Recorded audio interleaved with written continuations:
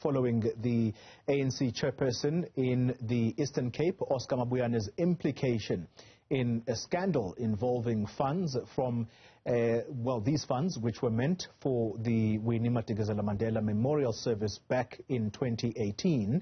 Party members in that province have thrown their weight behind the chairperson of their party, Oscar Mabuyane. They are questioning the timing of Public Protector Busisiwe Mkhwebane's damning report implicating the Premier. Now, the ANC is saying that it's appalled, or rather it's appealing to all members of the party and a broader society to give both Mabuyane and the ANC Treasurer, Babalo Madikizela, space as they seek to legally take this report on review, and given its substantive facts within that report compiled by Busisiwe Mkhwebane. Well, Mabuyane, you will recall, he has maintained his innocence, and the Public Protector finding that he benefited to the tune of 450,000 rand from the 1.1 million rand that was allocated to this memorial service. Let's speak now to the spokesperson of the ANC in the Eastern Cape, Loyiso Magqashela, who joins us from the party's headquarters in the Eastern Cape. That's Ekong. Mr. Magqashela, thank you very much for your time. Firstly, can we deal with what you say is the timing of the release of this report? Why should at least South Africans care when it is that the Public Protector releases her report? Thank you so much, Coley. Thank you. Good morning to yourself and the viewers. We would, as an organization, maybe draw to the attention of everyone why maybe we're concerned about the timing. You see, we know very well that the report has been ready according to the brief from the chairperson of the province. How does he know this?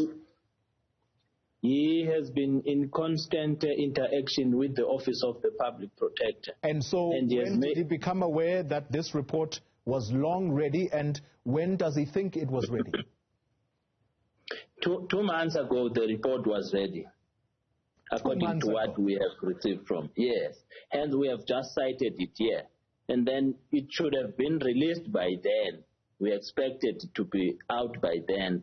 But the Public Protector chose to release it at this time. And we are, of course, in a campaigning period, and we would expect less of disruptions, which would defocus our attention in terms of the electioneering campaign. But, of course, the Public Protector, we do not dictate terms into her office as to when and how a report should be released. But we're just raising our concern that this should have been released way back so that we deal with it, and then during campaign we have less. But, of course, the timing, that's what is alarming, but so it's not an issue to belabor on. Mr. Magqashela, how does the release of this report, to use your words, defocus the ANC's campaign season or campaign period in the lead up to these elections? Look, now we are busy. I am supposed to be in one ward campaigning, the Premier on his campaign trail, the Secretary, every other leadership in the province. You see, we are then inundated by media, personalities questioning us about the report, instead of us focusing on what is at hand, the electioneering, the manifesto of the ANC, and all the challenges that continue to confront our people. This now has to then, take the center stage, be the matter of the day, regardless of the rest of the other matters that we are preoccupied with. Mr. Magqashela, that is just what we Mr. Magqashela, with the greatest of respect, sir, that cannot be the concern of the ANC leadership in the Eastern Cape, nor can it be the concern of the ordinary South Africans that you are going out there asking right now to vote your party back into office, shouldn't your concern be what you are saying in this statement, that the fight against corruption, perceived or real, is what this party stands for? Definitely, Colin. Definitely. We are just saying that, look, we should not maybe create confusion here. We understand your point.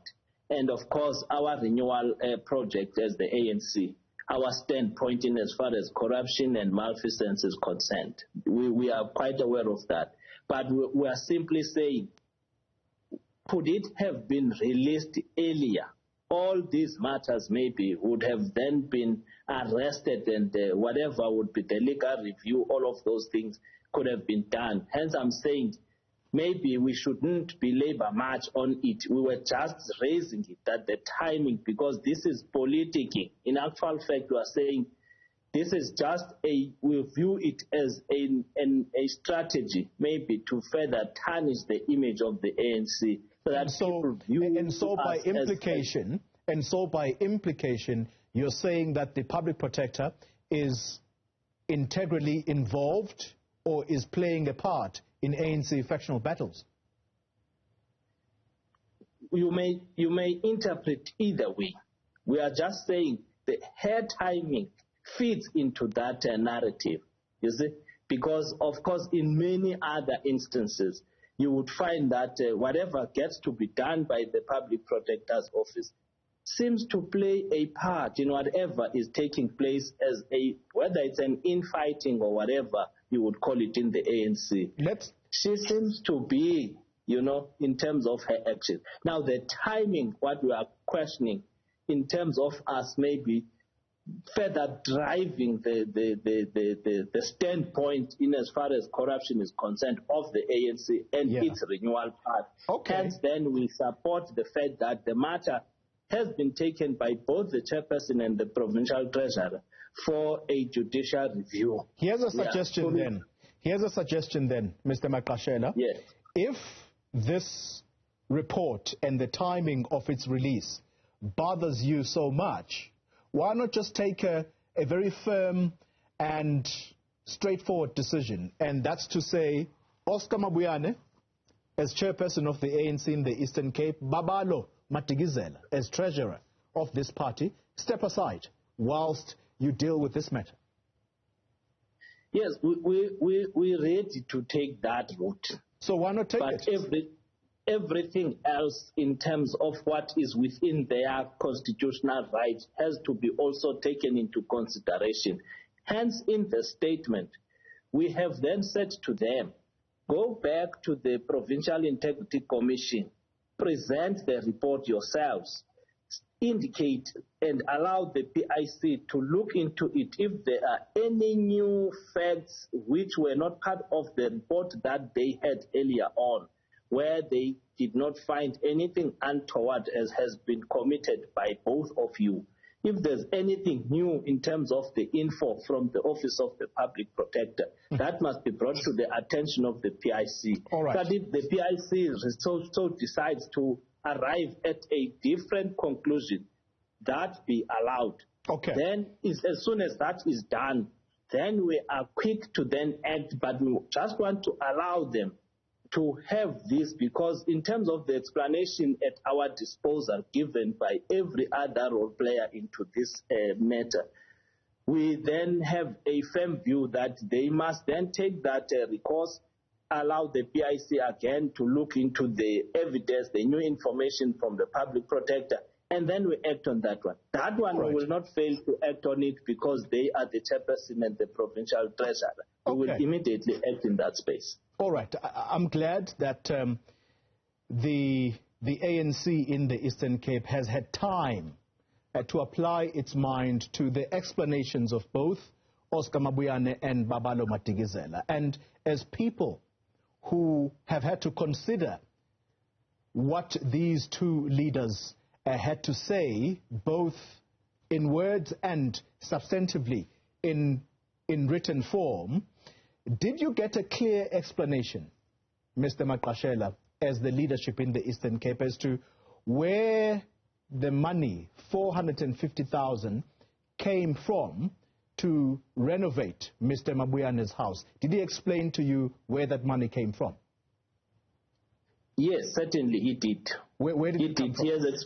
He has explained to us clearly that he, together with the provincial treasurer, he borrowed money from him, because at the time the provincial treasurer was just a provincial treasurer and of course still active in his businesses. Then he borrowed money because he purchased a new, a house. Then he wanted it to be made some touch-ups. Then out of that, they then agreed in terms of how he will then pay back the money. And then the money was then sent direct to the service provider.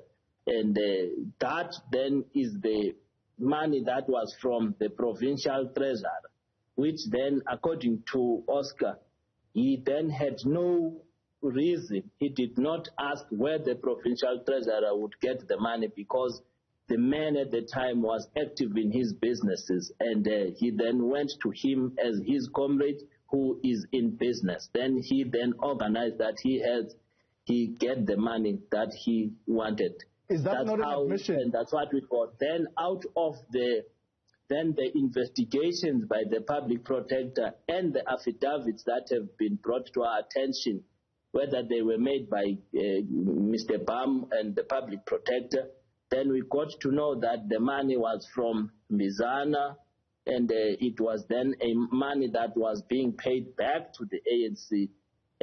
But I can then give you the story in as far as that is concerned. No, you don't need to give me okay, sure. a winding story, Mr. Madikizela. Perhaps to cut it short. Magqashela, yes. Sorry, to Mr. Magqashela. To cut this matter short, what you are telling us here indirectly is that your treasurer at the time, before he even became the MEC, as in a government worker, in his capacity as treasurer of the ANC in the Eastern Cape, he actually conducted business with some of the municipalities in that province. Is that a fact? That is a fact, because when we elected him into office, he was an active businessman.